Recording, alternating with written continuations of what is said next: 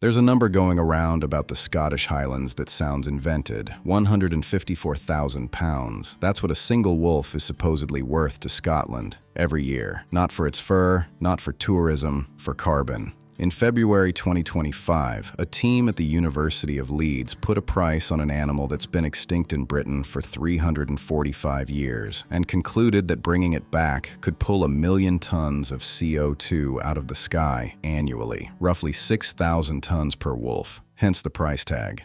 It's a staggering claim, and before this is over, we're going to check whether it actually holds up. But here's what nobody tells you when they quote that number. This isn't really a story about Scotland. Or not only about Scotland, because right now, on the other side of the Atlantic, America is running this exact experiment. In 2020, Colorado voters passed Proposition 114, a ballot initiative to reintroduce wolves to the Rockies, approved by the narrowest of margins. It's happening this year, and it is not going the way the carbon math promised. 2 countries, 1 predator, the same question, asked 3.5 centuries apart. To understand what Colorado is walking into, you have to understand what Scotland lost.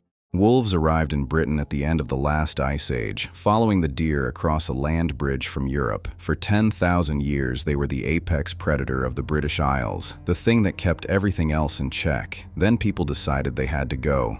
The first recorded bounty for a Scottish wolf dates to 1238. By 1427, King James I made it law. Every lord had to hunt them down. But the wolves held on because Scotland still had something to hide in. Vast native forests, so dense you couldn't track an animal through them. So they burned the forests, whole stretches of ancient woodland set alight, on purpose to flush the wolves out of cover. What the fires didn't take, the axes did, feeding shipyards and industry. Destroy the habitat, and you destroy the animal. It worked. The last confirmed Scottish wolf was killed in 1680 at Killiecrankie in Perthshire, and then came the deer. Take away the predator, and the prey does what prey does. It multiplies. Scotland now holds around 1 million deer, double what it had in 1990. Red deer alone have tripled since the 1960s, and deer eat trees, not the big ones, the young ones, the saplings. They browse the next forest to death before it can stand up. Scotland was once covered by 15,000 square kilometers of native woodland. Today, about 1% of that ancient forest is left. The John Muir Trust puts the threshold plainly. More than 5 deer per square kilometer, and woodland can't regenerate. Above 8, they start tearing up the peatlands, the single biggest carbon store Scotland has. In parts of the Highlands, deer densities hit 64 per square kilometer.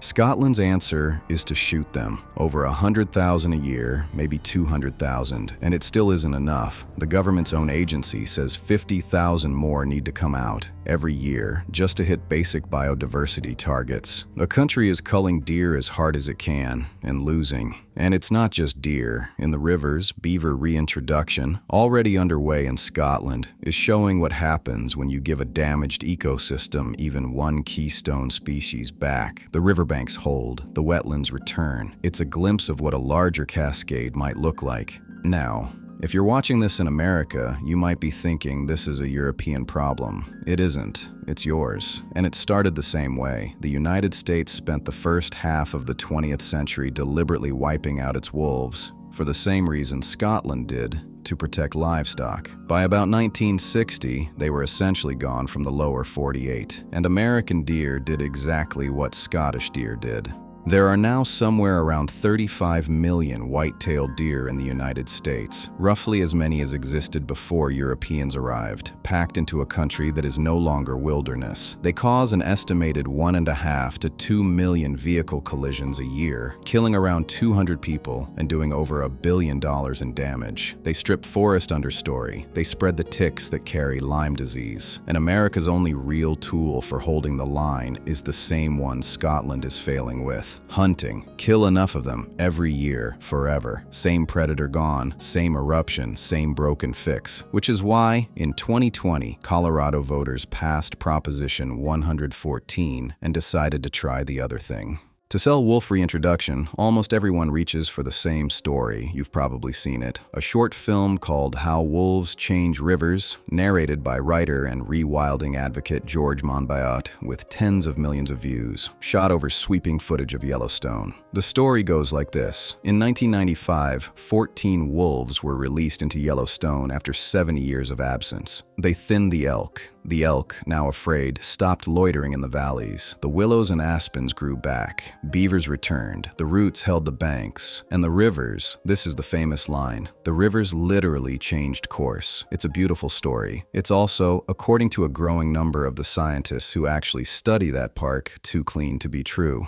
For the last decade, ecologists have been quietly pulling the wolves changed rivers narrative apart. A 2025 study claiming the Cascade was unusually strong drew a formal rebuttal in the same journal, arguing the conclusions overstated the effect. The foundational work on the Cascade was done by Oregon State ecologist William Ripple and his colleagues, whose research drove much of the Yellowstone narrative. But one of the lead skeptics, Utah State ecologist Dan McNulty, calls the viral version a romantic story and points out the obvious complications. Wolves are one of several predators in Yellowstone. Bears, cougars, and coyotes all take elk too. Elk are 90% grazers, so their fate isn't simply tied to streamside willows, and humans remain the most powerful force in that ecosystem by far. So, what's the honest version?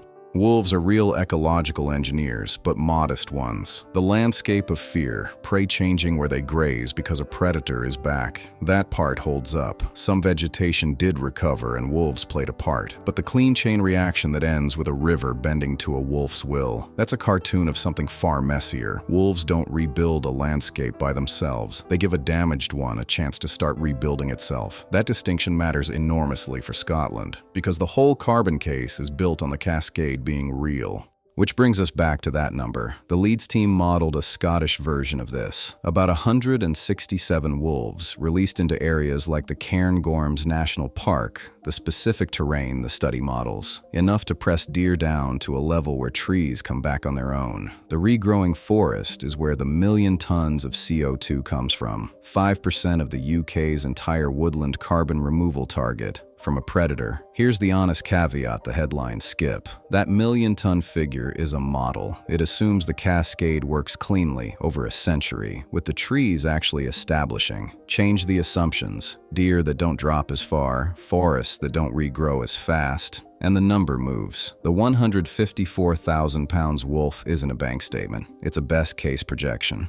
But, and this is the point, you don't actually need the carbon number for the case to stand. A country drowning in deer, culling as hard as it can and still losing, has a straightforward reason to want its predator back. The carbon is a bonus, not the argument. So why hasn't it happened? Look at Colorado. Because the hard part was never the ecology, it's the people who live next to the wolf. In December 2023, Colorado did what Scotland keeps refusing to do. It released wolves, 10 of them, then 15 more a year later, 25 animals, to satisfy Proposition 114, the ballot measure that passed in 2020 by the narrowest of margins.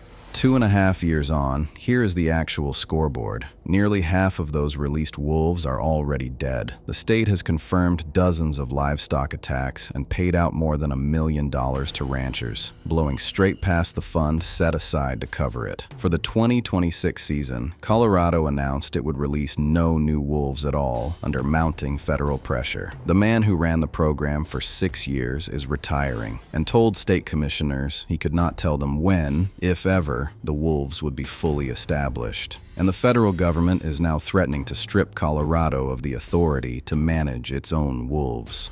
This is what Scotland's opponents point to. The president of NFU Scotland has called any proposal to bring back wolves wholly unacceptable to farmers and crofters. Scotland's own government agency, NatureScot, says flatly it has no plans to consider it. Every previous attempt has stalled, not on the science, but on the politics of livestock, land, and fear. Colorado is the live demonstration of exactly what they're afraid of. The biology worked. The wolves hunted, formed packs, had pups. It's the coexistence that's bleeding. So let's be honest about the whole thing, in both directions. The people worried about wolves are not imagining it. Across Europe, wolves kill an estimated 65,000 head of livestock a year, mostly sheep. A rancher who loses animals to a predator the government reintroduced and then waits on compensation that runs out has a real grievance. Colorado is proof it's genuinely hard. On the regulatory side, European wolves are protected under the Habitats Directive and the Berne Convention, the legal frameworks that govern how member states can and can't manage their wolf populations. These rules make it harder for governments to authorize lethal control, which is part of what makes livestock conflict so politically explosive. Britain, post-Brexit, is no longer bound by the Habitats Directive. That's one less constraint on a Scottish reintroduction, and one less protection for any wolf that gets released. But the fear that gets sold to the public is a different thing from the fear that's justified. On human safety, the science isn't close. The Norwegian Institute for Nature Research put the risk of a wolf attacking a person at above 0, but far too low to calculate. There has not been a single verified fatal wolf attack on a human in Europe in 40 years. Statistically, cows are far more dangerous, and wolves already live among people at scale. Europe now holds over 19,000 of them, spread across 2/3 of their former range, including the Netherlands, which is more crowded than Scotland. Scottish public opinion actually leans toward rewilding by close to 3-1. Researchers have even found that individual farmers tend to be less hardline than the organizations that speak for them. None of that makes it easy. It just means the obstacle is human, not ecological. The wolf can survive next to us. The open question is whether we can organize ourselves to survive next to it. 345 years ago, a man killed the last wolf at Killiecrankie, and Scotland has been managing the consequences ever since. 1 million deer, a vanished forest, a cull that never ends. Today, Scotland stands at the edge of undoing it and can't quite step off. Colorado stepped off and is finding out in real time how steep the drop is. As the lead study's Professor Dominic Spracklin put it, we can't keep treating the climate crisis and the biodiversity crisis as separate problems, and we need to look harder at natural processes to repair the ecosystems we've broken. The question was never really whether wolves could live in Scotland. Europe already answered that. The question Colorado is answering, painfully, right now, is whether we can.